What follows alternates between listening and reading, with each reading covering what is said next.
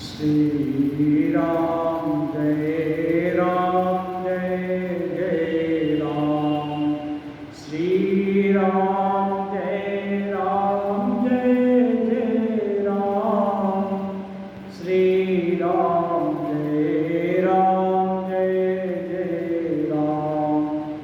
श्री राम जय राम जय जय राम।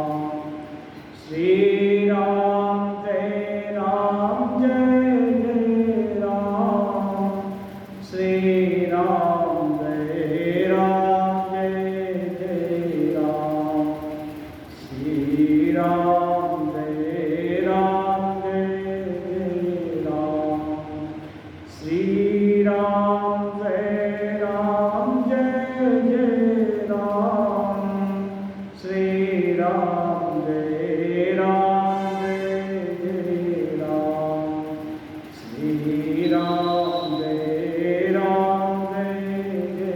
राम। श्री राम जय राम जय जय राम। श्री राम जय राम जय जय राम। श्री राम जय राम जय जय राम। श्री राम जय राम जय जय राम। श्री राम जय राम जय जय राम। श्री राम जय राम जय जय राम। श्री राम जय राम जय जय राम। श्री राम जय राम जय जय राम।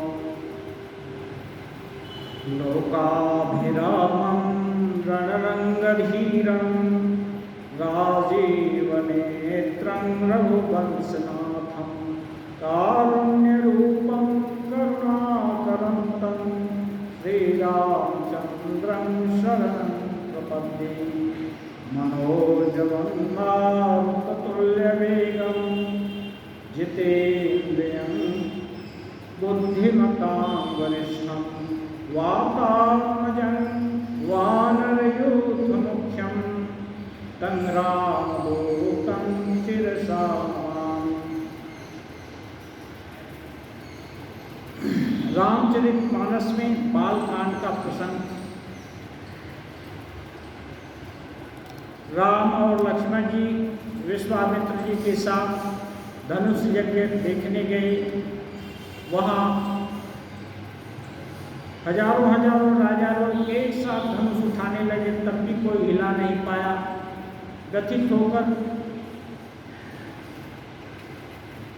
जनक जी कुछ ऐसी बात कह दिए कि लगता है ये धरती वीरों से खाली हो गई है।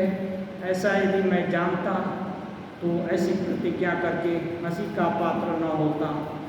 फिर लक्ष्मण जी क्रोधित हुए और सुअवसर जानकर विश्वामित्र जी राम जी को संकेत किए कि अब तो जनक का जो दुख है उसको दूर करो।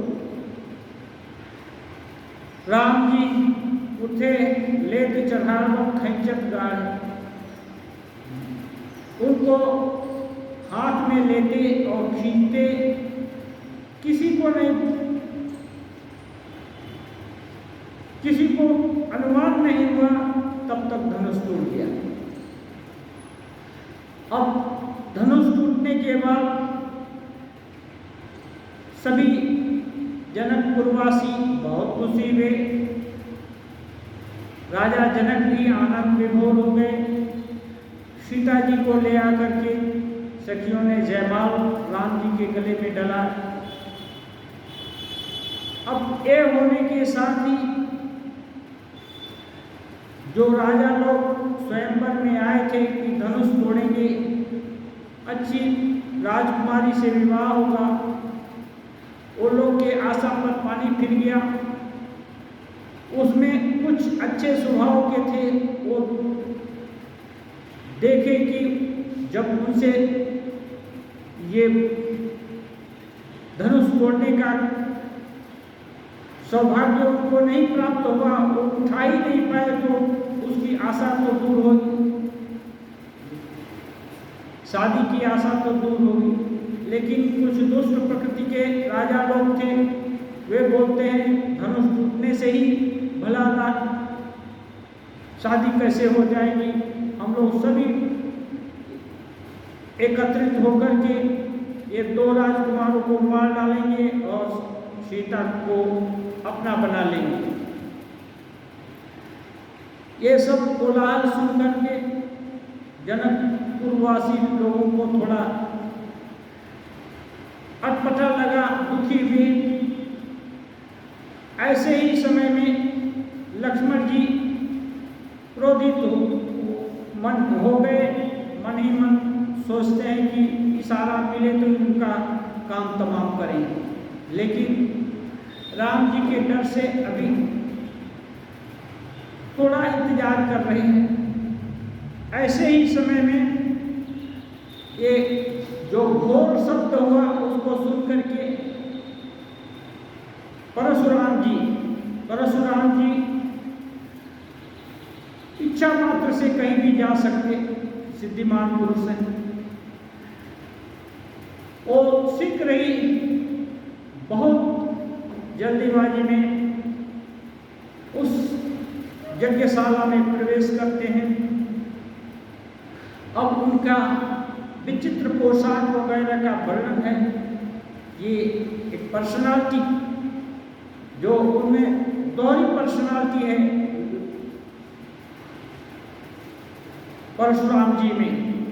एक तरफ देखने में ऋषि का वेश है, मुनि का वेश है, दूसरे तरफ वीरों पे जैसा अस्त्र शस्त्र भी धारण किए हुए हैं। उसी का प्रसंग आया है। घर भर देखी विकल पुर नारी, सब मिल देहि महीपन गारी। जब राजा लोग अपना डींग हाँक रहे थे कि धनुष टूटने से ही शादी कैसे हो जाएगी, हम लोग उनको मार कर छीन लेंगे। तेहि अवसर सुनि शिव धनु भंगा, आयो भृगुकुल कमल पतंगा। उसी मौके पर शिव जी का धनुष टूटना सुन करके भृगुकुल रूपी कमल के सूर्य परशुराम जी विराजमान हो गए। देख महीप सकल सकुचाने, बाज झपट जन लुकाने। गौरी शरीर भूति भग भ्राजा, हाल विशाल त्रिपुंड विराजा। परशुराम जी को देखकर सभी राजा लोग समझा गए, क्योंकि उनके पूर्वजों को 21 बार खलास किए थे।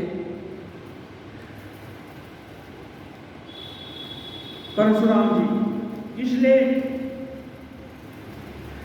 डर तो है, देखकर ही डर एकदम हो गया, मानो बाज के झपटने पर बटे छुप जाए। ऐसे ही राजा लोग की गति हो गई। अब तुलसीदास जी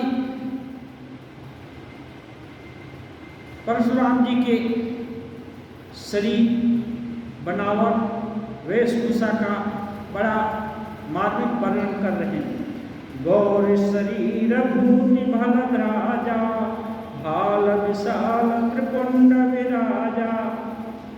गौर शरीर है, शरीर पर विभूति भस्म बहुत शोभायमान हो रही है।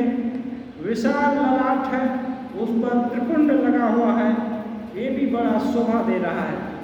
शीश जटा शशि बदन सुहावा, ऋषभस कछु करुण होइयावा।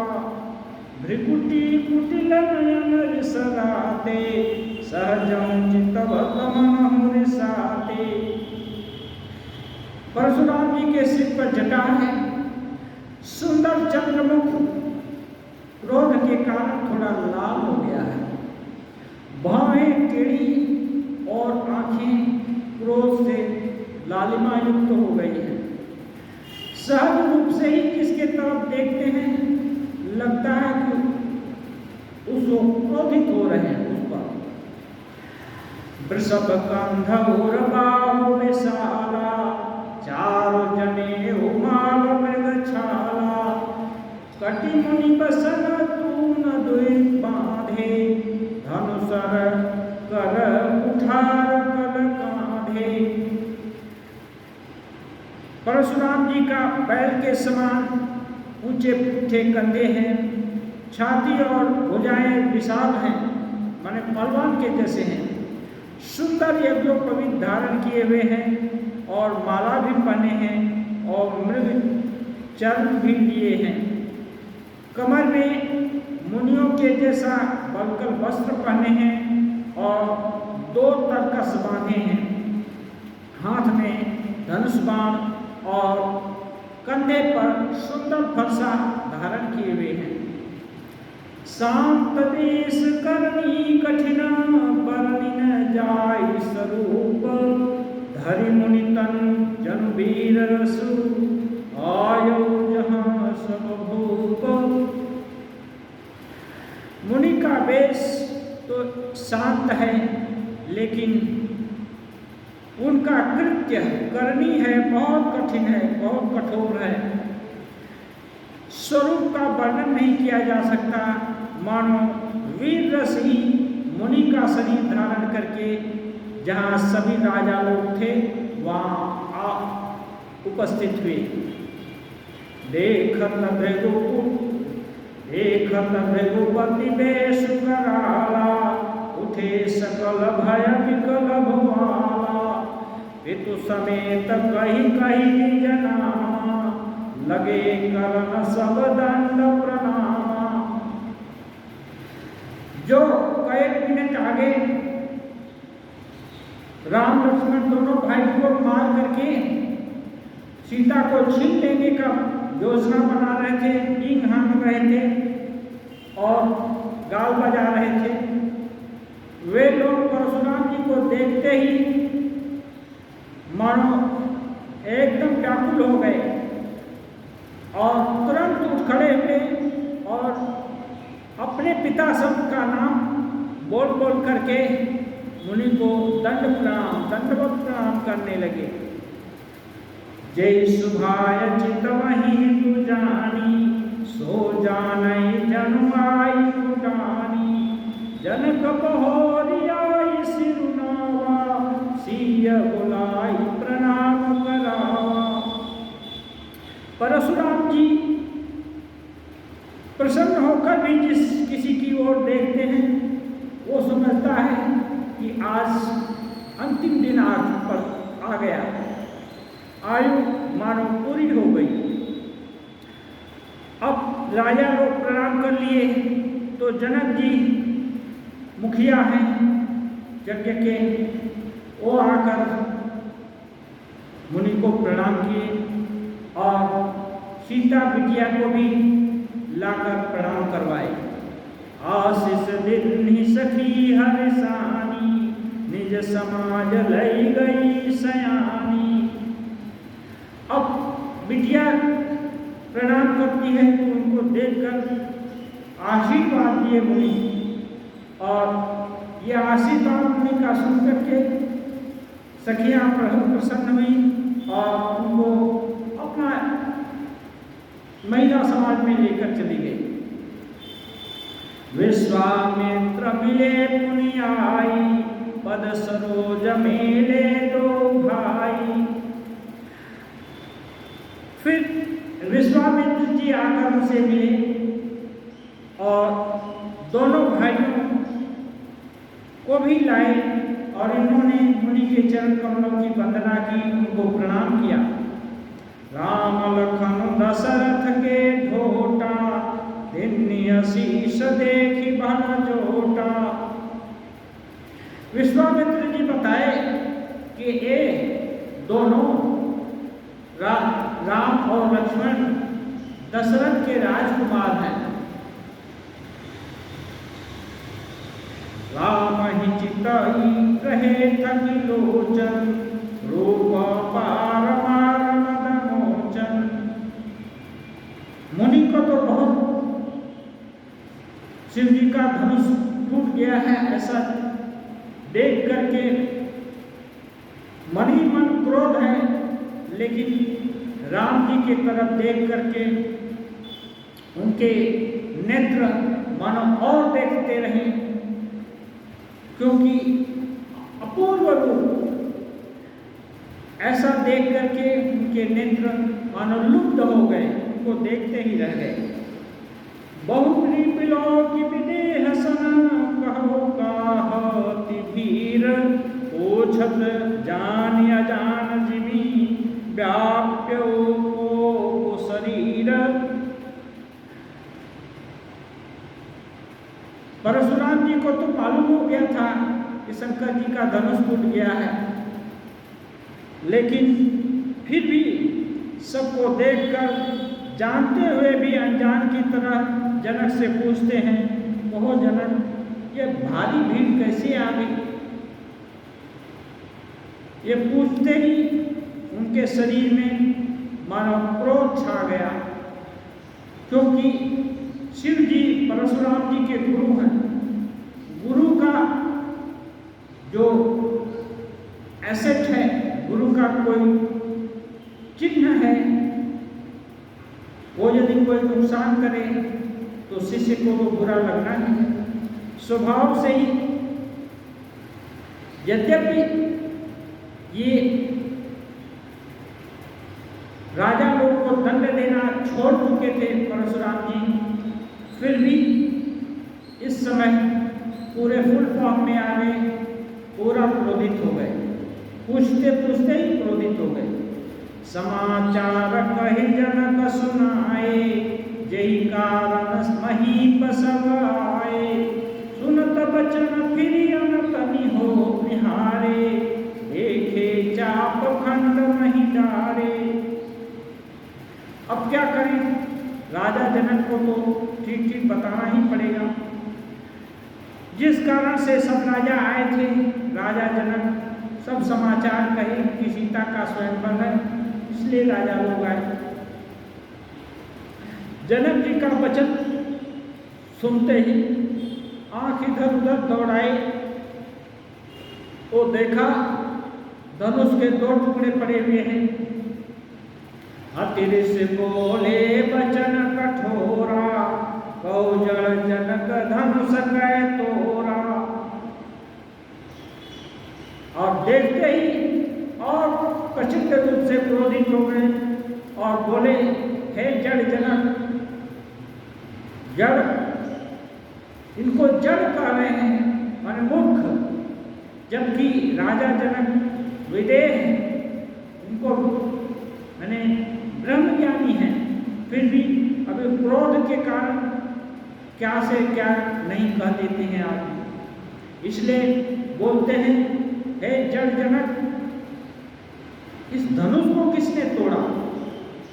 वेग दिखाओ मूढ़नत आजो, उलटाओ मही जहाँ लई तो लाजो। इतने क्रोधित हो गए, शीघ्र दिखा दो किसने ये धनुष तोड़ा, नहीं तो तुम्हारी पृथ्वी, जहाँ तक तुम्हारा राज्य है, पूरी पृथ्वी को ही उलट दे दूंगा, मैं सबको काट करके फेंक देंगे। अति डरो उतरो दे पुनाही, कुटिल भूप हर से मन माही। अब जिससे उनकी जनक जी की बिटिया का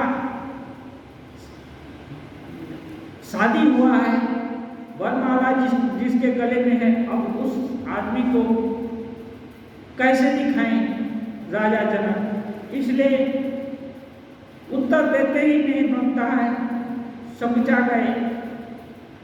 और ऐसा सुनकर जो राजा, मूढ़ राजा, जो सोच रहे थे कि ये दोनों राजकुमारों को मारकर हम लोग सीता को छीन लेंगे, वो कुटिल राजा लोग मन ही मन प्रसन्न होने लगे, चलो ये इसको उचित दंड मिलेगा। वो लोग तो जानते हैं उनके पूर्वजों को 21 बार खलास किए, 21 बार संहार किए परशुराम जी, तो ये दोनों राजकुमार कौन सा चीज है? इनके हाथ से भी सीता जाती रहेगी। सुर मुनि नाग नगर नर नारी, सोचई सकल त्रास और भारी। वहां देवता लोग भी देखने के लिए आए थे, मुनि लोग भी, मुनि जो लोग सिद्ध मुनि हैं वो लोग भी, सूक्ष्म शरीर हैं वो भी, जहाँ पर ऐसा कोई समाज होता है सूक्ष्म देह से भी आकर के देखते हैं। देवता मुनि नाग योनि जिनकी है वो लोग भी मनुष्य शरीर धारण करके आए हैं।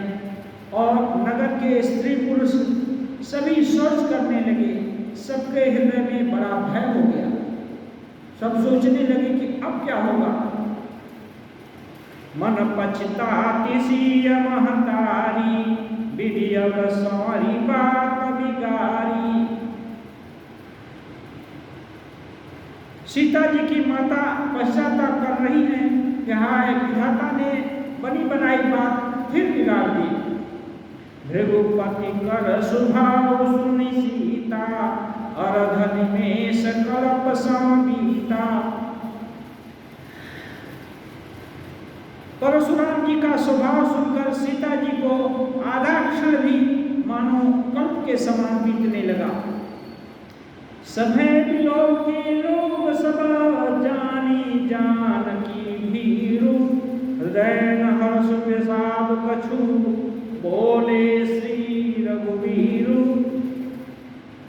अब सबको भयभीत देखकर और जानकी जी भी डरी हुई हैं, ये सब देखकर क्या करेंगे। राम जी खुद ही विनय पूर्वक, खुशी भी नहीं है उनके दिल में और दुख भी नहीं है, विषाद भी नहीं है कि कोई विपत्ति आ गई है, क्योंकि अन्य लोग उनके सामर्थ्य को नहीं जानते और खुद अपने सामर्थ्य को तो जानते हैं। इसलिए बिना हर्ष और विषाद के, यही है निरपेक्ष जो हो जाता है वो उसका हर्ष विषाद से पास जो चले गए हैं उनको कोई भय नहीं है। अब राम जी कहते हैं, नाथ शंभु धनु भंजनिहारा, ओहि को गदा सब तुम्हारा। आयस काह कहिए कि न मोही, सुन रिसाई बोले मुनि कोही। कहते हैं राम जी, हे नाथ, शिव जी के धनुष को तोड़ने वाला आपका कोई एक दास ही होगा, क्या आज्ञा है, मुझसे क्यों नहीं कहते। यह सुनकर मुनि को बड़ा क्रोध आ गया।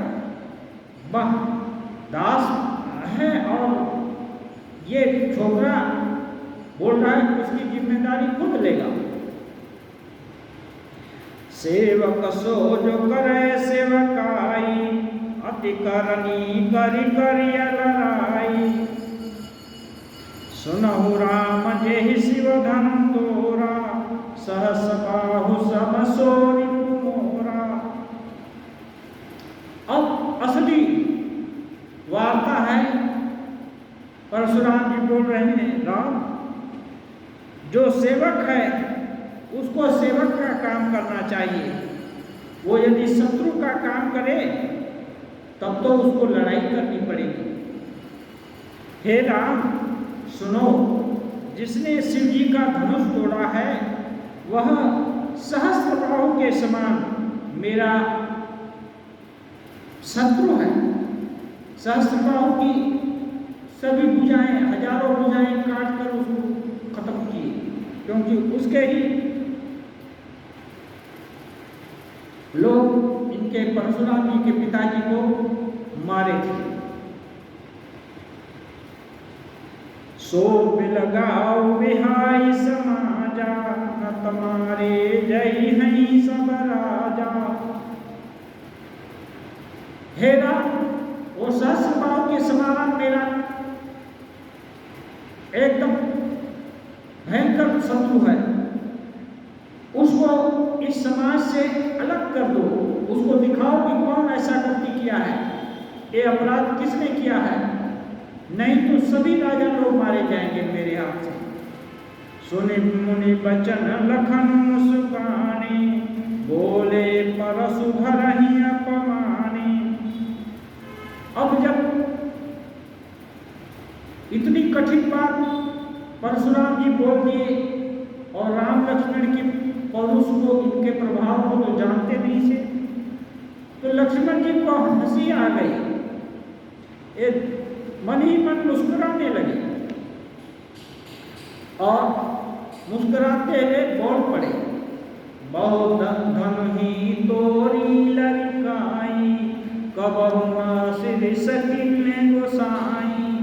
यही धन पर ममता के ही हेतु, सुन रिसाई कह भृगुकुल केतु। लक्ष्मण जी कहते हैं, हे गोसाई, बचपन में हमने बहुत सी धनियाँ तोड़ डाली, किंतु आपने कभी ऐसा क्रोध नहीं किया। इसी धनुष पर आपको इतनी ममता क्यों है? यह सुनकर भृगुवंश शिरोमणि परशुराम जी भयंकर क्रोधित हो गए। अब बोलते हैं, रे नृपपालक काल बस, बोलत कोई न संहार, धनु ही समुद्रपुरारि धनु, विदित सकल संसार। कह रहे हैं, ये राजपुत्र, लगता है तुम काल के बस में हो गया है, हो संभाल कर क्यों नहीं बोलता? संसार में ये विख्यात शिव जी का धनुष है, हाँ, ये क्या सभी धनुषों के समान है? इसको कोई तोड़ना है वो, और बाकी धनुष को तोड़ने वाला क्या एक समान होगा? लखन कहा हंसी हमरे जाना, सुनो देव सब धनुष समाना। अब इनका उत्तर सुन करके लक्ष्मण जी और थोड़ा मुस्कुरा दिए और बोले कि हे मुनिवर, हे देव, ये हम तो ऐसा मानते हैं कि सभी धनुष एक ही जैसे होते हैं। का छतिला भुजीन धनु तोरे, देखा ना राम नयन के भोरे।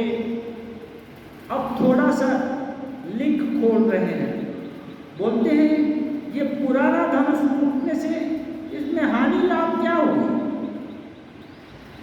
इसको तो राम जी ने केवल देखा मात्र था, ये नहीं बोले कि तोड़ा, बोले इसको तो राम जी केवल देखे थे। छुअत टूट रघुपति हुन दोषु, मुनि बिनु काज करिय कतरोसु। कह रहे हैं, अब डिस्क्लोज कर रहे हैं, खोल दे रहे हैं रहस्य।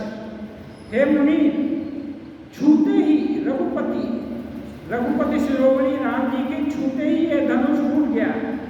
आप बेकार क्यों इतने क्रोधित हो रहे हैं? इनका क्या दोष है? बोले चितई परसु की ओरा, रे सठ सुनहि सुभाव न मोरा। अब जब ऐसा लक्ष्मण जी बोले तो परशुराम जी और क्रोधित हो गए।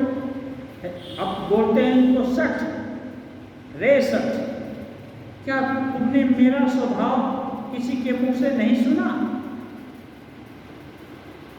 मैं क्रोधित होने से 21 बार सभी क्षत्रियों का पृथ्वी से संहार किया।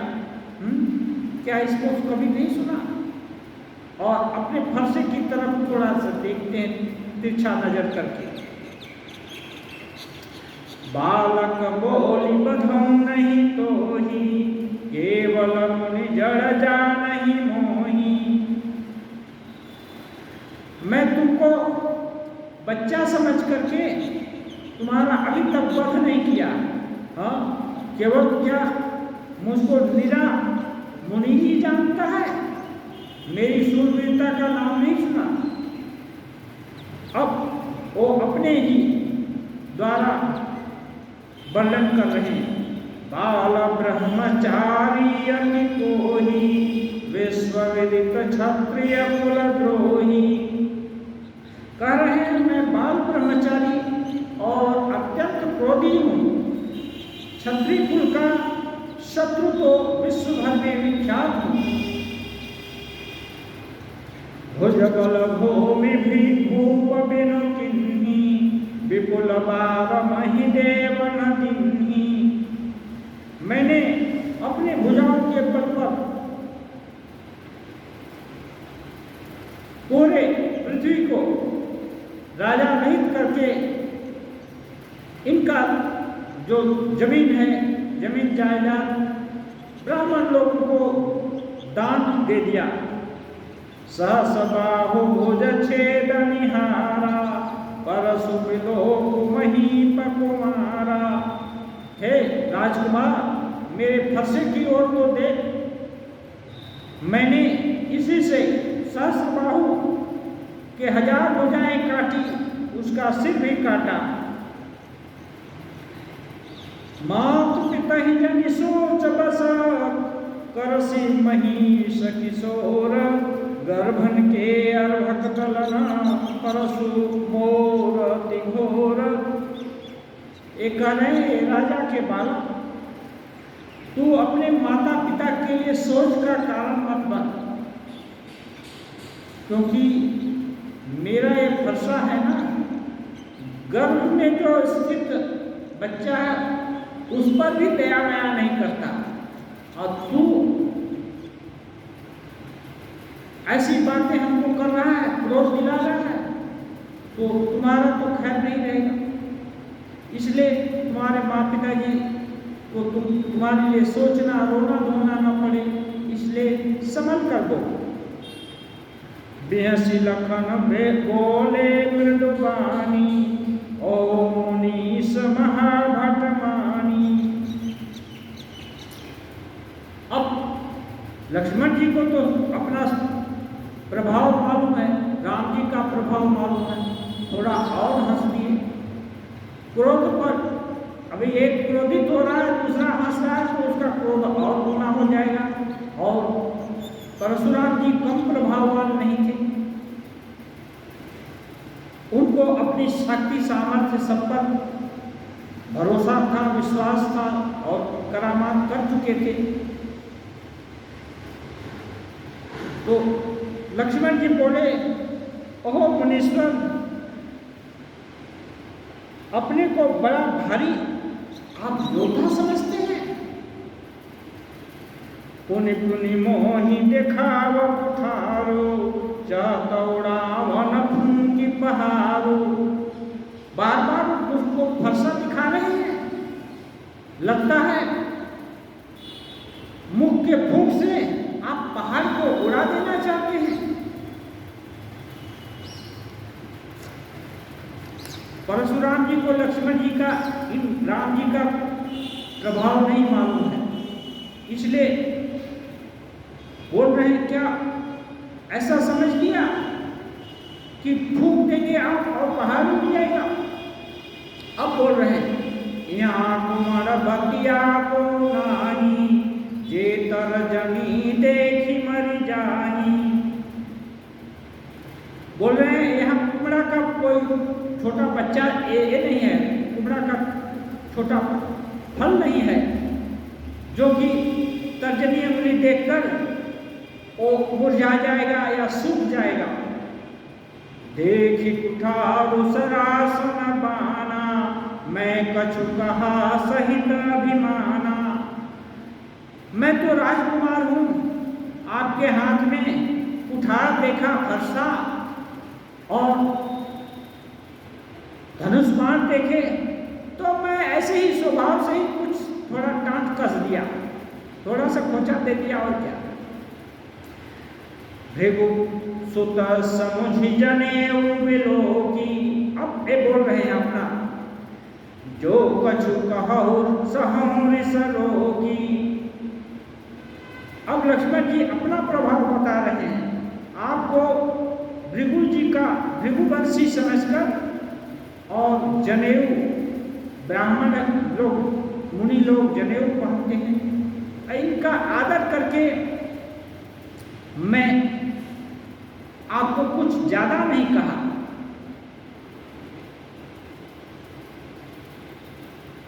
आप जो कुछ भी मुझको ऐसे ऐसे वचन कर रहे हैं जिससे मुझको खुद ही क्रोध आ जा रहा है, लेकिन उसको भी मैं नियंत्रण में रख रहा हूं। क्यों? आपका भृगुवंशी हैं, ब्राह्मण वंश के हैं, मुनि वंश के हैं और जनेऊ धारण किए हैं, इसलिए। अब करें सुरमई सुर हरिजन रोगाई, हमारे कुलहीन पर न सुराई। कहते हैं देवता, ब्राह्मण, भगवान के भक्त और गौ माता, इनके ऊपर हमारे कुल में जो जन्म लेता है ना, वो इनके ऊपर वीरता नहीं दिखाता। ब्राह्मणों के ऊपर हम वीरता नहीं दिखाते और न देवताओं के ऊपर, न तो भगवान के भक्तों के ऊपर और न गौ माता के ऊपर हम लोग अपनी वीरता नहीं दिखाते। बधे पापो अपकीरति हारे, मारत हूँ पापरिय तुम्हारे। क्यों हम इनको छोड़ देते हैं?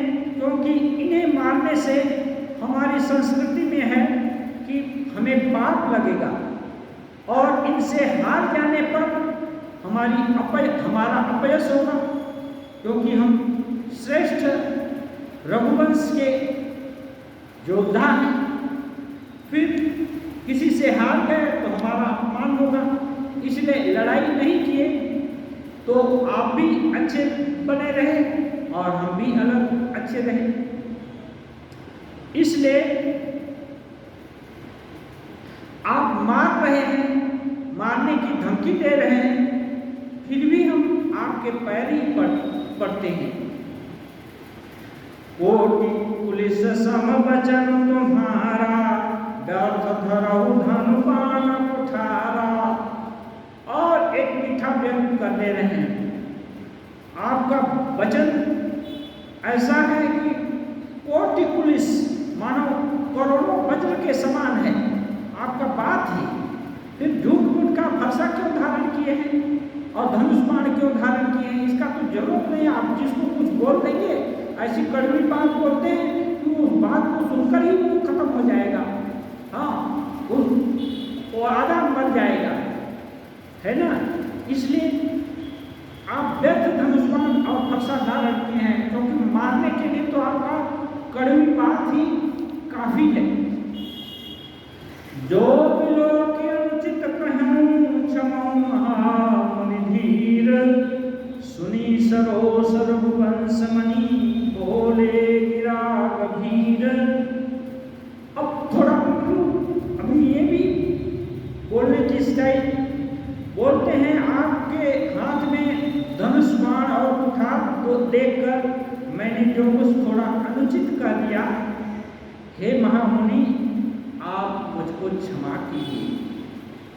इतना ये देख करके भी कि हम सहते नहीं हैं, हम ये नहीं करते हैं, हाँ, इनसे झगड़ा भी नहीं लेते हैं।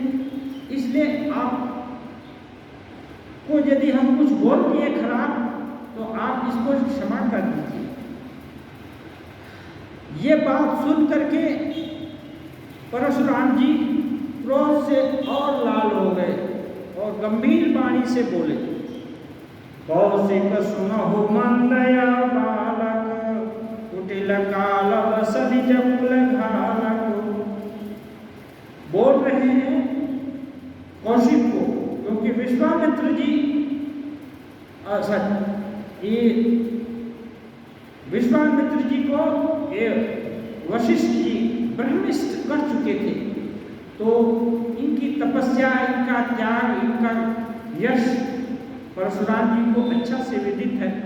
इसलिए बोलते हैं, क्योंकि विश्वामित्र जी ये दोनों भाइयों का परिचय परशुराम जी से दिए थे, इसलिए बोलते हैं, हे कौशिक, हे विश्वामित्र सुनो। कौशिक माने कुशिक नंदन, कुशिक नंदन माने विश्वामित्र। तो ये लड़का है ना, बड़ा कुटिल बुद्धि वाला है, लगता है एक काल के बस में आ गया है। अब ये मृत्यु को प्राप्त होने वाला है। भानुवंश राकेश कलंकु निपट निरंकुश अबुध शंकु। यह जन्मा तो सूर्यवंश रूपी सूर्यवंश में है, लेकिन चंद्रमा में जैसे कलंक होता है, पूर्ण चंद्र का कलंक है। चंद्रमा में थोड़ी कालिमा होती है, गड्ढा वगैरह है तो यहाँ से दिखता है, तो लगता है कि सूर्यवंश में कलंक है वही। निपट निरंकुश बुध शंकु। यह बिल्कुल उद्दंड है, मूर्ख है और निडर भी है, डरता भी नहीं। काल कवल होई क्षण माही कहूँ पुकारी मोरी महिनाही। तुम हट कहूँ जो चाहू बारा कई प्रताप बल रोष हमारा। ये विश्वामित्र जी को कहते हैं कि अभी क्षण भर में ही एक काल के ग्रास में काल का एक कलेवा हो जाएगा, यदि मेरे हाथ से मारा जाएगा। मैं पुकार कर कह रहा हूँ, मुझे दोष फिर मत देना। यदि तुम इसे बचाना चाहते हो तो इसे मेरा प्रताप बल और क्रोध बतलाकर शांत करो। लेकिन विश्वामित्र जी सब प्रभाव जानते हैं, इसलिए ये सुनकर भी विश्वामित्र जी चुप ही है। लखन कहे ओ मुनि सुजस तुम्हारा तुम्हें अछत को बरने पारा। ये बोलते हैं अपने मुख से अपनी बड़ाई करना। तो लक्ष्मण जी बोलते हैं, हे मुनीश्वर, आपका जो सुयस आपके रहते ठीक से वर्णन और कम कर सकता है। आपका सुयस तो आप ही वर्णन कर सकते हैं, क्योंकि आप अपने को बहुत बलशाली और ये सोचते हैं कि पृथ्वी में आपके जैसा कोई नहीं। इन ब्रैकेट ऐसा भी बोल देते हैं, अपने मुँह तुम आपनी करनी बारानेक भांति बहुवरनी। मर्यादा यह है कि अपने मुंह से अपनी बड़ाई नहीं करनी चाहिए। दूसरे लोग बड़ाई करें तो वो असली बड़ाई होती है, लेकिन लक्ष्मण जी बोल रहे हैं तुम अपने ही मुंह से अपनी बड़ाई कर रहे हो। बार अनेक कई बार बोल चुके, इतने में ही हाँ बहुत तरह से बता चुके। नहीं संतोष तपुनि कछु कहो। अब बोल रहे हैं कि यदि अभी इतना कहना कुछ बाकी रह गया फिर कर लीजिए। जन ऋषरो के दुसह दुख सहो। अपने क्रोध को रोक कर जो दुस्सह दुख है उसको मत सही। यदि कोई क्रोधित हो और कुछ कर नहीं सकता है तो और दुखित होता है। तो बोल रहे हैं कि क्रोध को रोक करके दुस्सह दुख मत सहो। वीरवती तुम धीरा क्षोभा गारी दे तन पावो शोभा। ये बोल रहे हैं क्रोध रोककर आप कष्ट मत उठाओ। आप वीरता का व्रत धारण करने वाले धैर्यवान और क्षोभ रहित हैं, इसलिए गाली मत दीजिए। हाँ गाली क्या कि ये है निपट अबुध अशंकु। ये सब ये लगता है मूर्ख है लड़का, उद्दंड है, हाँ निडर है, ये सब गाली मत दीजिए। क्यों? क्योंकि आप धैर्यवान हैं, वीरता की प्रतिमूर्ति हैं, इसलिए आपको गाली देना शोभा नहीं कर देता। अब चैलेंज भी दे रहे हैं, सूर समर करनी करही कहीं न जना वहीं आपू विद्यमान रन पाई कायर कथई प्रतापू। कह रहे हैं सूरवीर तो युद्ध में शूरता अपने युद्ध कौशल दिखाते हैं, हाँ अपनी वीरता कहकर नहीं, शत्रु को सुनाते। शत्रु यदि सामने उपस्थित है तो उससे दो दो हाथ कर लेते हैं, ये दिन हाथ नहीं हाँकते। तुम तो कालुहा का जनु लावा, बार बार महिला की बुलावा। सुनत लखन के वचन कठोरा, परसु सुधारी धरे कर घोरा।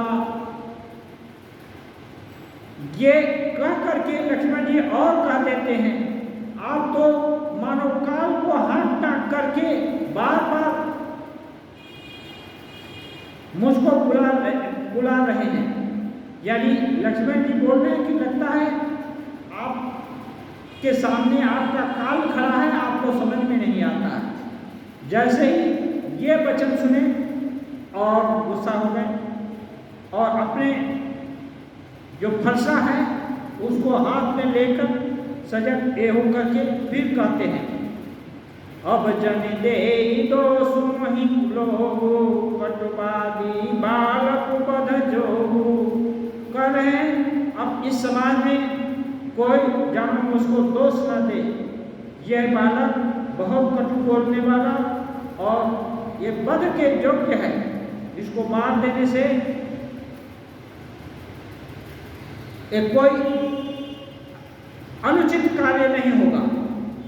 बालक बाल बिलो की बहुत मैं बाचा, अब यह मरनिहार भाषाचा। इसे बालक समझकर मैंने बहुत बचाया, लेकिन अब यह सचमुच मरना ही चाहता है। जब इतना अंतिम चेतावनी दे दी तो अब विश्वामित्र जी अपनी थोड़ी भूमिका, गुरु हैं, इनके गार्जियन भी हैं, तो अपनी थोड़ी भूमिका दिखाते हैं। कौशिक कहा क्षमिया पराधु, बाल दोष गुण गणहीन साधु। खर कुठार में अकरंगन कोही, का आगे अपराधी गुरु दोही। विश्वामित्र जी कहते हैं, हे मुनि आप अपराध क्षमा कीजिए। बालकों के दोष और गुण साधु लोग उसको नहीं गिनते। बालक कभी अच्छे कुछ काम कर देते हैं, कभी खराब भी करते हैं, कभी खराब बोल भी देते हैं, उसको बड़े लोग इतनी मर्यादा नहीं देते। इसे बालक देखकर अब जब ऐसे बोल रहे हैं,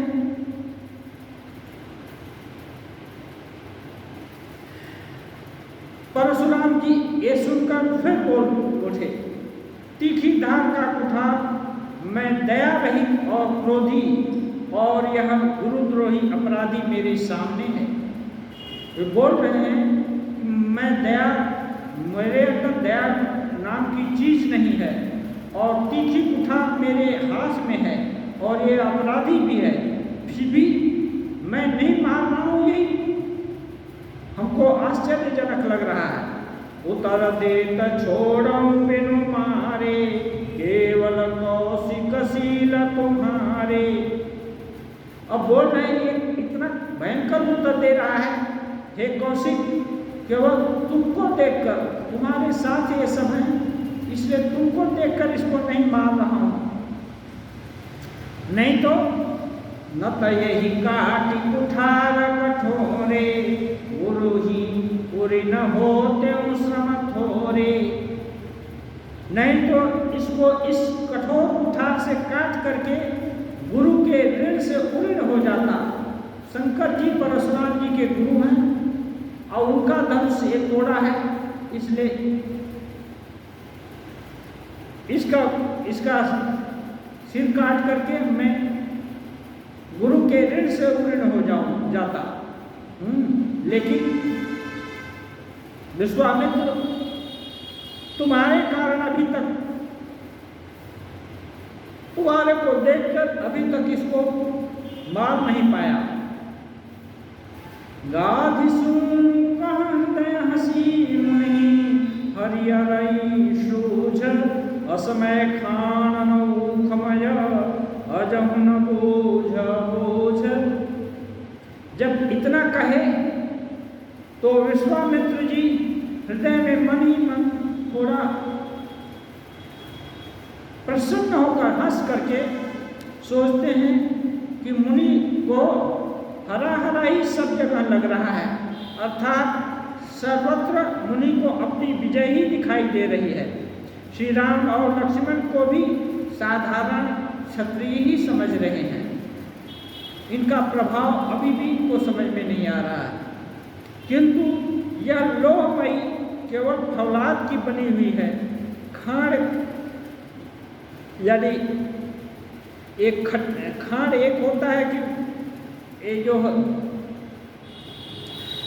गन्ना से रस है उसे गुड़ बनाते हैं, गुड़ के पहले वो गीला रहता है तो खाड़ हो जाता है। एक जो है खड्डा जो फरसा लिए हैं, अब फरसा और खाड़ को लगता है दोनों को एक ही मुनि ये समझ रहे हैं। इनको समझ में नहीं आ रहा है कि ये जो ये इनको मालूम पड़ रहा है कि इनके पास फरसा है, ये अभी खाड़ हो गई है, इनको समझ में नहीं आ रहा है। हाँ, अब मुनि समझ ही नहीं पा रहे हैं, इनके प्रभाव को ही नहीं समझ पा रहे हैं कि इनके प्रभाव के सामने इनका फरसा खाड़ के समान हो गया है, खड्ग नहीं रह गया है। कहे हो लखन मुनिशील तुम्हारा। अब जब इतना बोल दिए और विश्वामित्र जी चुप हैं तो लक्ष्मण जी फिर थोड़ा सा एक करते हैं, क्योंकि राम और लक्ष्मण पृथ्वी का भार उतारने के लिए आए हैं। दानवों का नाश और देवताओं का पालन, मुनिजन पृथ्वी का जितना भी विसंगति है उसको दूर करने के लिए आए हैं। अभी तक परशुराम जी ऐसे पर्सनालिटी थे जिनको कोई प्रतिहत नहीं कर पाया था, और इनका यहाँ अभिमान सातवें आसमान पर था। तो भगवान क्या है, गर्भहारी जनार्दन है। वे गर्भ रहने से क्या उन्नति नहीं होती, तो गर्भ सभी का गर्भ जहाँ भी है सभी का दूर करते हैं। तो एक बात है कि जब डॉक्टर है ना औषध देता है तो कभी कभी थोड़ा रोग सही है कि गलत है इसके लिए कुछ ऐसा भी देखना चाहता है, कुछ ऐसा औषध देकर के देखें इसको देने से ये रोग होगा तो थोड़ा बढ़ेगा, तो बढ़ेगा तो इसका मतलब हम समझ लेंगे कि ये यही रोग है। तो इसलिए खोजा दे करके उनके क्रोध को थोड़ा और बढ़ा देते हैं। जब परिमाण बढ़ जाएगा तो औषधि जो मिलेगी वो ठीक से काम करेगी। इसलिए लक्ष्मण जी कह रहे हैं, कहे हो लखन मुनिशील तुम्हारा, वो नहीं जान विदित संसारा, माता पिता ही मुनि न भैनी के, गुर रिनु रहा सोच बड़ जी के। अब लक्ष्मण जी कहते हैं, हे मुनि आपके शील और स्वभाव को कौन नहीं जानता, वह संसार भर में प्रसिद्ध है। आप माता पिता जी से तो अच्छी तरह उड़ीन हो लिए, माने एक बार क्रोधित होकर के जमदग्नि इनके पिताजी परशुराम जी के वो बोले उनके माँ को काट देने के लिए, तुरंत परशुराम जी उसको काट दिए। तो जमदग्नि मुनि साधारण मुनि नहीं थे, पहुँचे हुए महात्मा, तो काट करके आकर के पिता का आज्ञा पालन कर दिए, माँ का गर्दन काट दिए। अब आकर गुरु जी पिता को प्रणाम किए तो पिता बड़े प्रसन्न हुए कि चलो जैसे जो मैंने कहा कुछ आगे पीछे नहीं विचार करके तुरंत गुरु का आज्ञा पालन किया। पिताजी बोले मैं तुम पर बहुत प्रसन्न हूँ, मुझसे वर मांगो।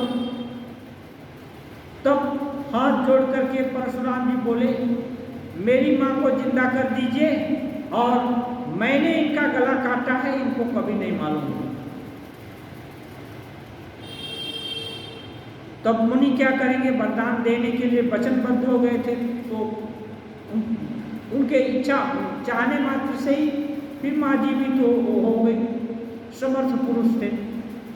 और जमदग्नि का गला ये राजा लोग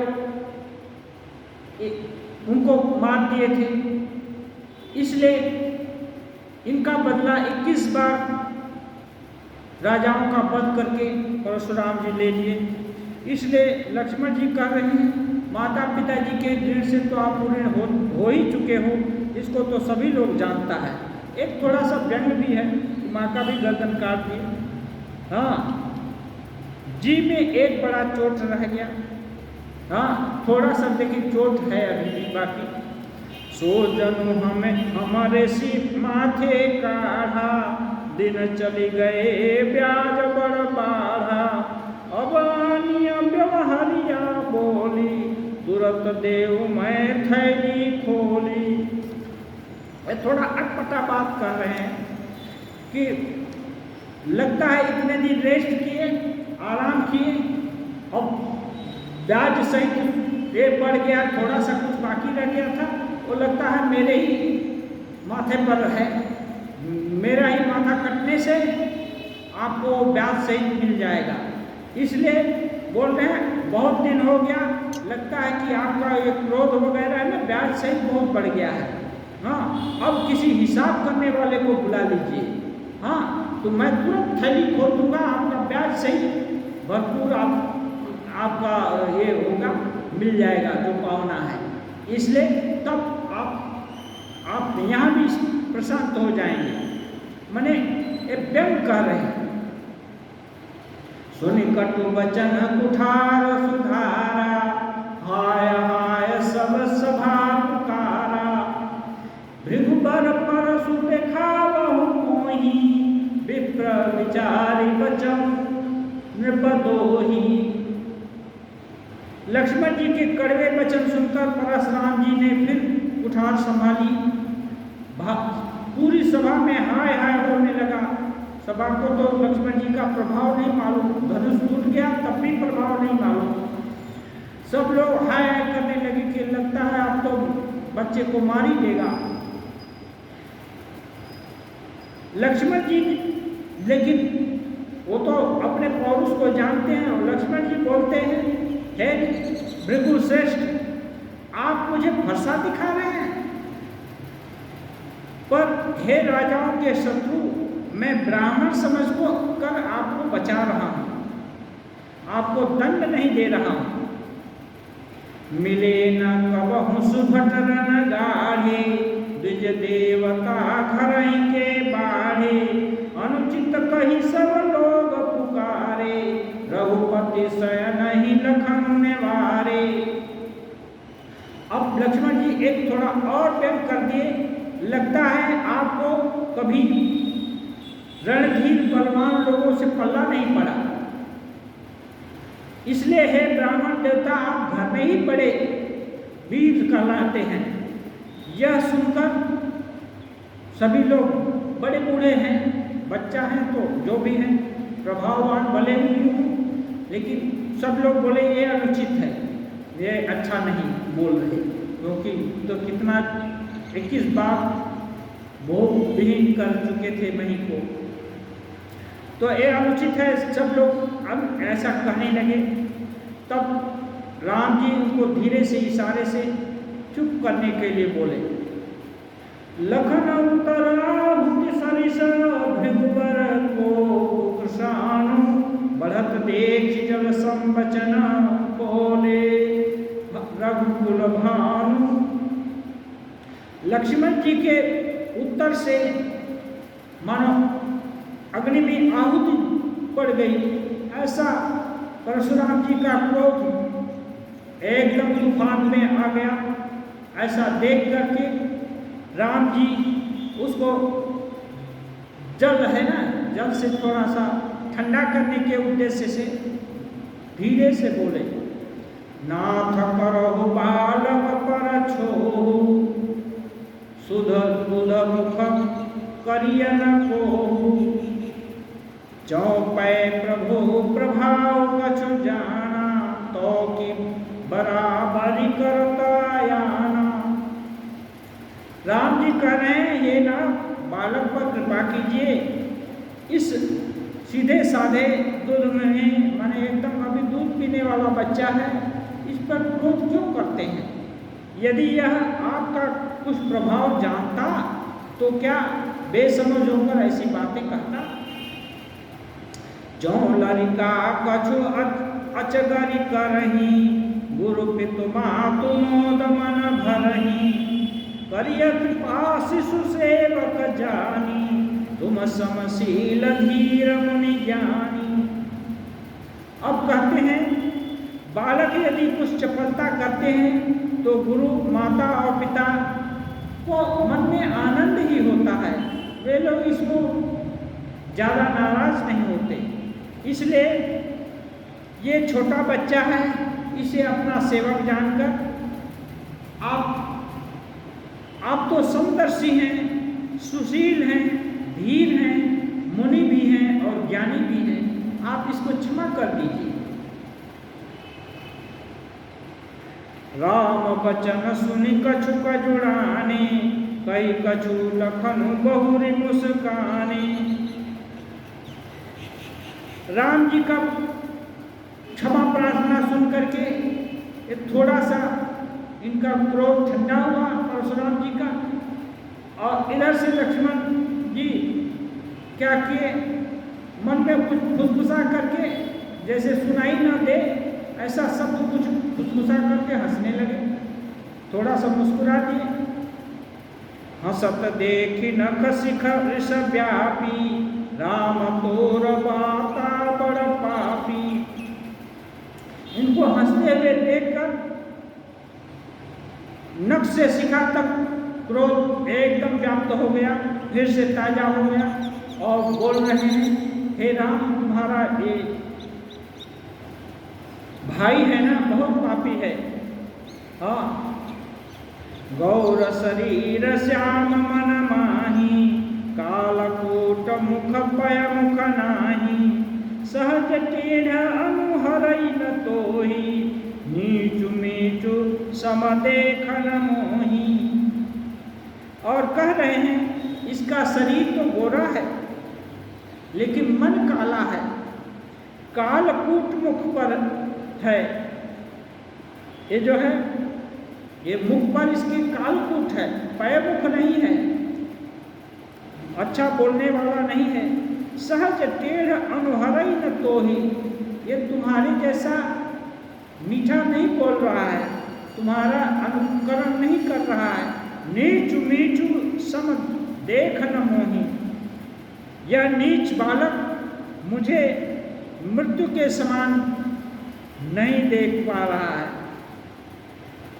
लखन कह मुँह से सुनहु मुनि, क्रोध पाप कर मूल। जही बस जन अनुचित करही, चरही विश्व प्रतिकूल।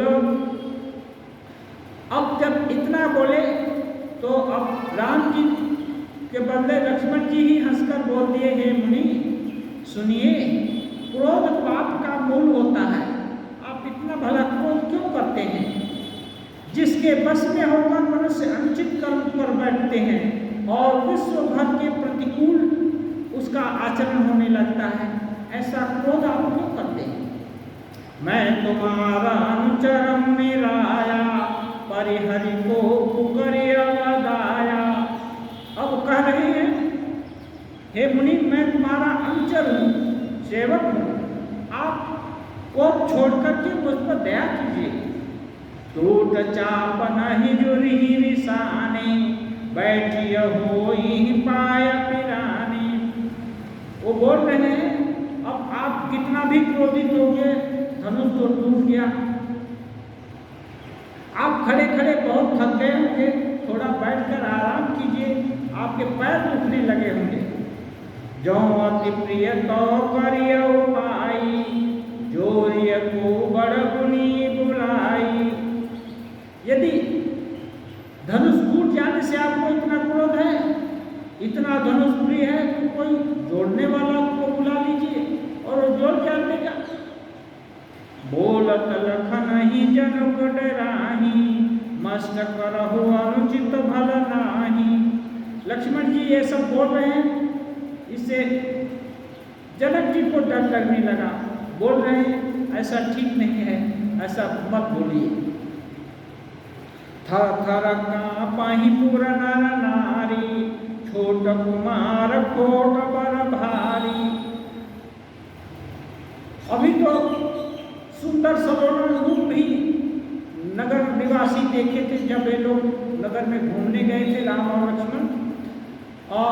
और यज्ञशाला में भी देखे, धनुष यज्ञशाला में भी देखे ये लोग की सुंदर जोड़ी। लेकिन इतना कड़वा बात बोल सकता है ये उनको आइडिया नहीं थी, इसलिए वे लोग इनकी कड़वी बात सुनकर के डर से थर-थर काँप रहे हैं, मानो ये जो परशुराम जी क्रोधित होकर सबका संहार न कर डालें। भृगुपति सुनी सुनी निरभय बानी, रिसत न जरई होय बलहानी। अब देखिए औषधि कैसे काम करती है। तुलसीदास जी बोलते हैं ये अभय, ये जो लक्ष्मण बोल रहे हैं वो डर और करके नहीं, बनावटी नहीं बोल रहे हैं, अपना प्रभाव जानकर बोल रहे हैं। इसलिए बोल रहे हैं भृगुपति ये क्या है, परशुराम जी ये बच्चे का, ये जो लक्ष्मण का निर्भय वाणी सुन करके ये ऋषतन जरई होय बलहानी, क्रोध से उनका शरीर मानो जल रहा है परशुराम जी का। और जब ज़्यादा क्रोधित हो जाता है, सीमा से बाहर क्रोध हो जाता है, तो उसके बल की हानि होती है। इनका बल है ना, अपार पौरुष था, वो धीरे धीरे घटने लगा। बोले राम ही देई निहोरा, बचो बिचारी बंधु लव तोरा। मनु मलिन तनु सुंदर कैसे, बिसरस भरा कनक घट जैसे। अब राम जी थोड़ा मृदु वचन बोले थे, इसलिए अब दुभाषिया उनको ही बना करके बोल रहे हैं, हे राम तुम्हारा भाई समझकर इसको मैं थोड़ा बचा रहा हूँ, इतना क्रोधित नहीं हो पा रहा हूँ, उसको मार नहीं रहा हूँ।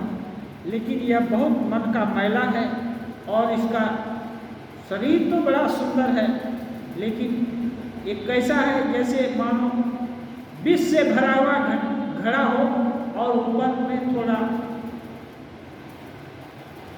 ये मक्खन लगा दिया गया हो, ये जो है ना अमृत लगा दिया गया हो, लेकिन भीतर में पूरा घड़ा विष से भरा हुआ है। ऐसा है तुम्हारा भाई।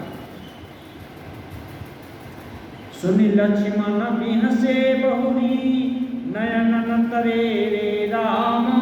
गुरु समीप गमने सकुचि, परिहरि बानी बाम।